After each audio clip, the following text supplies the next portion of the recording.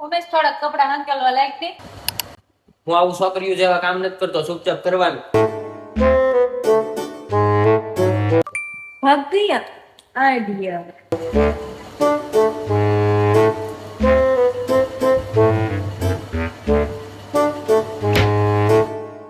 બેન મારું પેન્ટ કામ હે. કબાટમાં મૂક્યું લીલે જા.